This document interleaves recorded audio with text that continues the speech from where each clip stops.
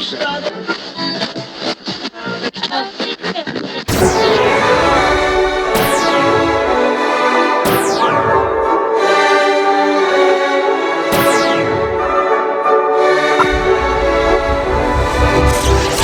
isn't there a real Santa Claus? What am I supposed to be, some kind of philosopher? Please, Santa. I want a carriage and a dolly. Please, I want a gun.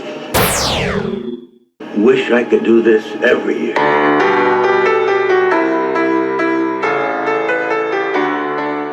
Howdy folks, and Merry Christmas once again. Welcome to the Spaghetti Theater. For the Spaghetti Theater review, where I'm reviewing another episode of The Twilight Zone. And with it being the season of Christmas, I went with Season 2's Christmas episode, The Night of the Meek, guest starring Ralph Cramden's best friend and neighbor, Art Carney, or Edward Norton, as a 60s mall Santa, only he's a drunk. So it's just like Billy Bob Thornton in Bad Santa. I'm on my fucking lunch break, okay? Are you insane? Only he's far more wholesome of a guy, whose only desire in life is to pretty much actually be Santa Claus. Only he's aware that he's living in the real world, where Santa doesn't really exist, and life is but a mere struggle for survival. So booze it is. And joining me this Christmas is Crispin number 3, everybody. Also known as Remote Crispin. Remote Crispin because he always hogs the remote when they're watching TV, even though all they watch is Remo Williams' The Adventure Begins. Guess he likes to fuck with the volume. It was the spirit of Christmas that brought him into physical existence in the first place, so naturally, he loves Christmas. Now right, Crispin? Yes, you know it. Christmas! Stop the needless killing of gingerbread men and women. Okay, Crispin, I promise I won't, but as far as the rest of society, I think all gingerbread men and women are doomed. Viva la resistance! We'll see, Crispin. So on to Christmas in the Twilight Zone. And it's the Season 2 opening, so look out for that signpost. That's the signpost up ahead. Your next stop, the Twilight Zone. 'Cause you're in the Twilight Zone now, bitch. That's right, bitch. So it's Christmas at John Fiedler's 60s department store mall. That's right, folks, John Fiedler, not Fieldler, like I was saying for my entire life, as I always thought. Thank you, person in the comment section. Back when I reviewed him on an episode of the original Star Trek, Wolf in the Fold, and he was also the voice of Piglet on Winnie the Pooh. Only here his mall Santa is running a little late, and the customers are starting to get impatient. Santa Claus should be back by 6 o'clock. Ralphie wants a Red Ryder BB gun. So cut to the mall Santa, and let's see what he's up to. It's Art Carney, everyone. Drunk at the bar, and he's already a half hour late, and doesn't seem to know or care. It's exactly 6:30, so? But the local poor kid seems to still love his drunk ass anyway. So he does another shot, and asks the bartender why Santa isn't actually real. Why isn't there a real Santa Claus? Like all made up wonderful things, like MacGyver, the Mountie, the Lex, the Lon Ranch, the Ice Cream Bunny, Crispin, Peace and Tranquility. Why aren't they real? Right, Crispin? Don't even get me started. Reality is such a bore. So his dumb rambling ass is finally kicked out onto the streets. So he wanders through the fake ass snow and then plops his drunk ass down next to this pole here. Drunk as fuck. Then those poor kids come over and start begging Bargain Basement Santa for gifts. And boy, do they have some demands. Well, wish in one hand, shit in the other one, see which one fills up first. Okay. From normal shit to Please, I want a gun. a gun? And a set of soldiers and a fort. What the hell, little Billy? What do you got planned, kid? A job for my daddy. Aw, they even asked for a job for Daddy. Now little Billy won't have to hold up that liquor store with the new gun that Santa's gonna get for him. So swing over here and yup, it's Rod Serling, everyone. Just strolling around this dumpy ass backlot neighborhood. Being a weirdo again. Merry Christmas, Rod. Shouldn't you be home with the family? And not selling your body for cigarettes in the streets of Skid Row on Christmas? And by the way, Rod Serling here was born on Christmas Day, back in 1924. So this Christmas would be his 100th birthday. Sadly, he died 50 years ago thanks to his favorite pastime, smoking butts. So happy 100th birthday, Rod Serling. I hope you're still resting in peace. Nope, he's here to fill us in on who this drunk of a Santa is. Mr. Henry Corwin, Ursat's Santa Claus. He's a mall Santa named Henry Corwin, who's about to drunkenly stumble into the North Pole sector of the Twilight Zone, bitches. We'll enter a strange kind of North Pole. Yes, that's right. Sounds like a fun place. So cut to Piglets department store. And boy is he pissed now that Drunky Claus is here. And an hour late. Corwin, you're an hour late. So he gives him a bunch of shit for being drunk, but tells him to get to work anyway. That not only isn't there a Santa Claus, but the one in this store happens to be a wino. Instead of firing his ass right in the spot, no. We need him to make an ass of himself first. Now get with it, Santa Claus. So he takes a seat in Santa's throne. Because when you're at the mall, Santa is king. Well, not these days. Then enter this poor little shit of a kid whose name is... Percival Smithers. Percival Smithers. Yeah, damn sonny boy, I am sorry. And so is he because he asked Santa for a better name. What do you want for Christmas, Percival? A new front name. Way to go, Percival. Ralphie, you are not. But it's far more practical than a BB gun. He has to live with that awful name forever. Damn, Mom, you suck. Or is that Dad's idea? Percy.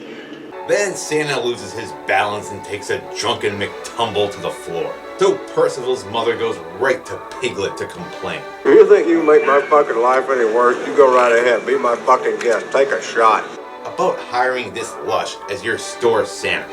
It seems you hire your Santa Clauses out of a gutter. But who else are you gonna find to do this? A normal human being? Only Piglets had enough of this guy and finally fires his ass like he already should have. And now, Mr. Kris Kringle of the lower decks. But again, when you're desperate for a mall Santa, what are you gonna do? You take what you can get. So pack up your shit, Santa. Your booze, your reindeer, and your big fat jolly old ass and get the hell out of here because you're fired. There is no more need for your services. You have had it. Now get out of here. You drunk. So he starts to apologize for his drunkenness next to... And you have my abject apologies. this model of the ship that baby Superman took from Krypton to Metropolis. Nice. Which turns into a drunken rant as he goes on about exactly why he's a drunk. I can either drink or I can weep. And the whole spirit of Christmas shit. Christmas is more than barging up and down department store aisles and... Only Piglet doesn't care, Santa Foster Brooks. Christmas is another thing finer than that. And it should come with patience and love. You're a drunk preaching to us? Really, buddy? You can tell us how we can go about living up to these wondrous Yule standards which you have so graciously laid down for us. Only he continues on with his rant anyway. Charity. Compassion. Blaming everything on society. And I live in a dirty rooming house on a street filled with hungry kids. Yeah, I'm with you there, Art Carney.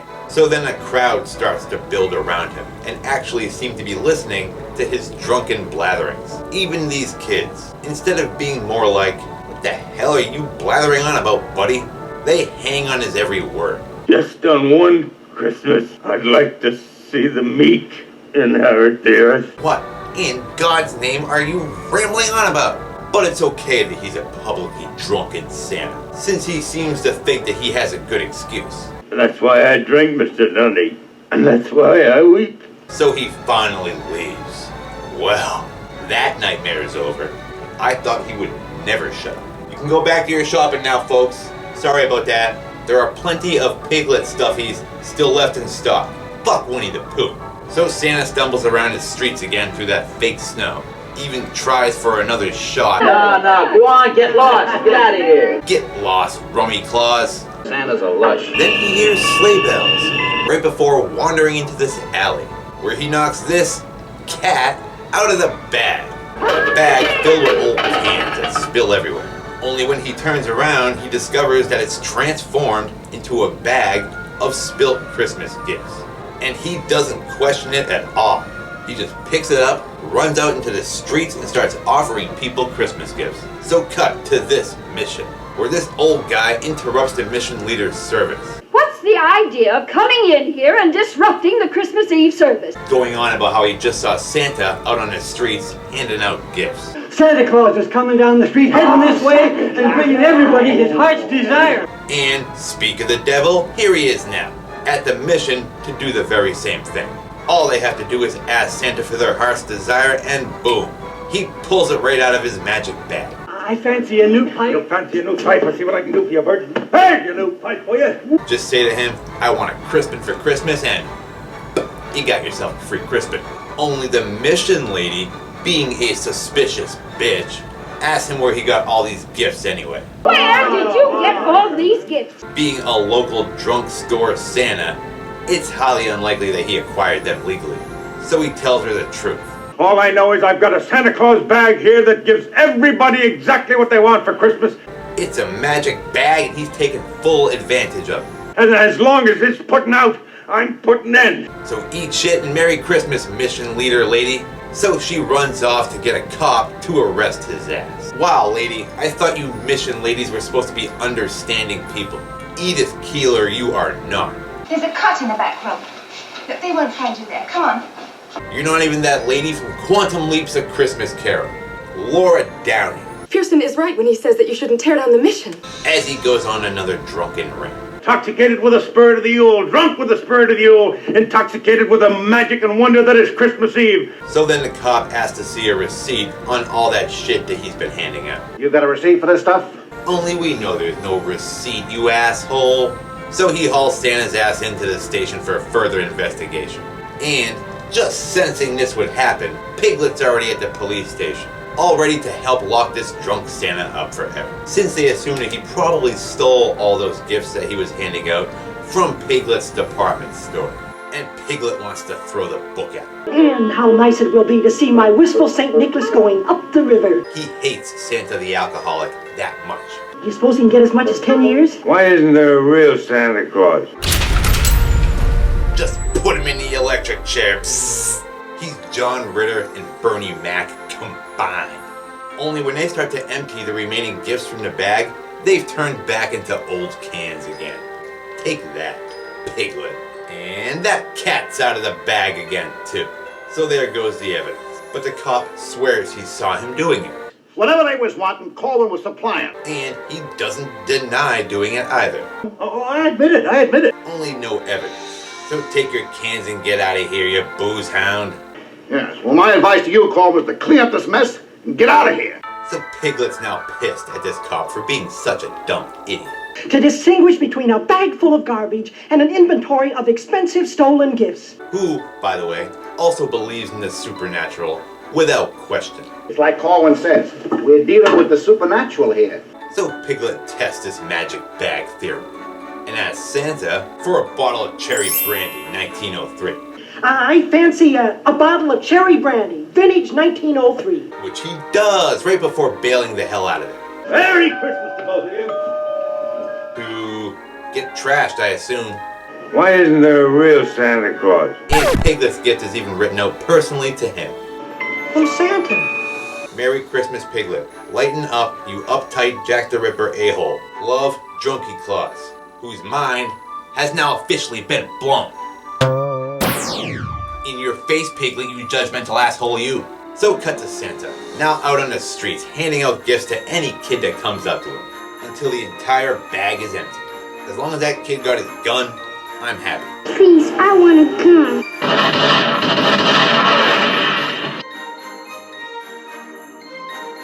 Well, that's that, I guess. He finally got to see what it was like to be Santa Claus. Merry Christmas to all!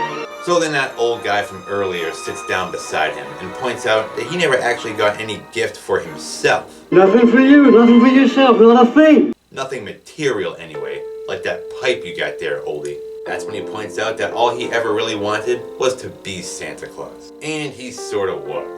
What I really wanted is to be the biggest gift giver of all time. And wishes he could do that every year. Wish I could do this every year. So Merry Christmas, old guy. Merry Christmas to you too, Santa. And thanks for the smoking jacket and the pipe. Enjoy Santa's own tobacco and pipe. You still have another 17 years in you according to IMDb. So then Santa wanders off into an alley again. Only this time he discovers Santa's sleigh and reindeer. Only knows Santa. So look out, the ice cream bunny's probably hiding behind it with a knife. Ha ha ha. Only nope, just this little girl elf, who's all ready to take off with him.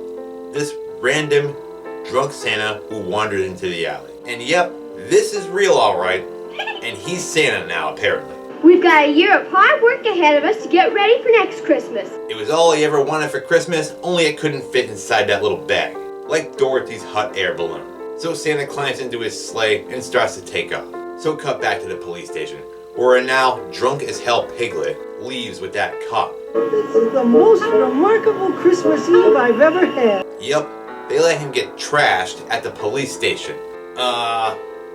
It's Christmas. So as they're walking down the street, they both see Santa Art Carney fly by in his sleigh with that girl elf. Only we don't get to see it, of course. Too expensive of an effect. The best we would get would be 30 years later, where Art Carney would actually play Santa again in the movie The Night They Saved Christmas, which sort of makes it a sequel to this. Why not, right? Santa's origin story? Merry Christmas to all, and to all a good night. Anyway, that supernatural cop doesn't seem all that fazed by what he just saw. It was Colin, Mr. Dundee. He totally believes in magic. Always has. A sleigh with reindeer sitting next to an elf and riding up toward the sky. In fact, he was the ice cream bunny the whole time. Only Piglet knows he saw this too, so suggests that they both go to his place and enjoy Christmas by getting trashed together, even though he's still on duty. Thank God for miracles, Flaherty. So that's when Sterling cuts in with his final thoughts. Why not? He wrote the damn episode. Haven't you said enough, Rod? I'm kidding. Go ahead. Merry Christmas, Rod. So he puts in his 2 cents about how the magic of Christmas is what makes it all possible in the first place. There's a wondrous magic to Christmas, and there's a special power reserved for little people. It's something we can all enjoy. In short, there's nothing mightier than the meek. And a Merry Christmas to each and all. So Merry Christmas from the Twilight Zone. And more power to the meek. That was how Art Carney went from being a drunk mall Santa to the real-life Santa himself, whose head elf would eventually be Paul Williams, the Rainbow Connection himself.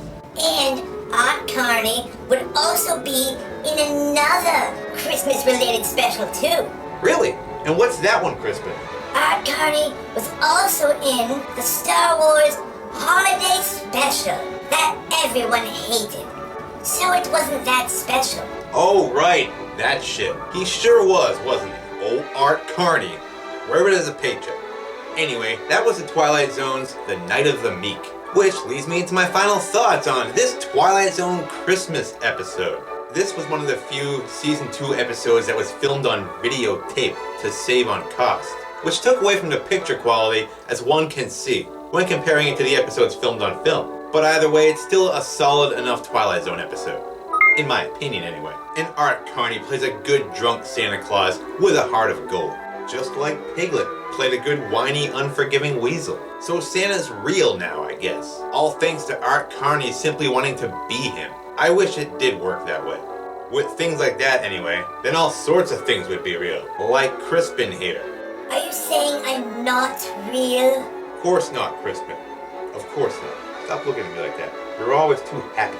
That is because we are filled with joy. I believe it. Couple of cool facts about this episode. The train set seen in Piglet's department store is the same train set seen on The Addams Family. And even cooler than that, Orangey the cat, also known as Rhubarb, the millionaire cat, played the cat out of the bag, whose most famous performance was that of Cat, Audrey Hepburn's cat, in Breakfast at Tiffany's. Way to go, Orangey. Orangey lived from 1950 to 1967, 17 years, just like Georgia the cat. And lastly, there was this mission lady who appeared on an episode of Star Trek. Not just any episode, the original pilot, The Cage, where Jeffrey Hunter played Captain Pike. I believe this was her, according to IMDb. And with that, Crispin and I will end our look at the Twilight Zone's Christmas episode, The Night of the Meek. Big thanks again to all my subscribers and leavers of comments. A Merry Christmas to you all. Any word, Crispin? Blessed are the meek, for they shall inherit the earth. I didn't know you were so religious, Crispin. Adios for now, folks, and I'll see you at the theater.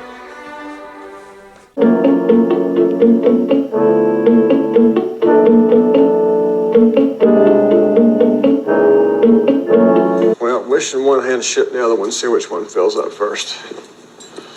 Okay.